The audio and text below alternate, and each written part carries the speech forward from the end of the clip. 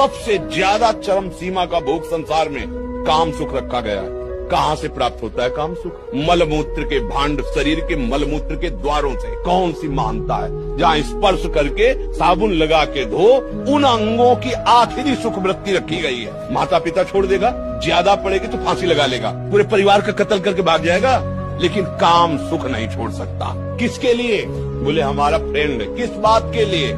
न उसके तत्व को जानते हो, न उसके तत्व को जानते हो, बिल्कुल केवल शरीर आसक्ति। और वो शरीर आसक्ति अगर उससे सुंदर भोग मिल गया तो उसको त्याग देगी। बर्फी पेड़ा शीशा में रखे अच्छे लगते हैं, खाओ और ली जाओ, 2 मिनट की बात है, तो इतना बदबूदार नीचे से निकलेगा, कोई देखना नहीं चाहेगा। क्या है भ्रम?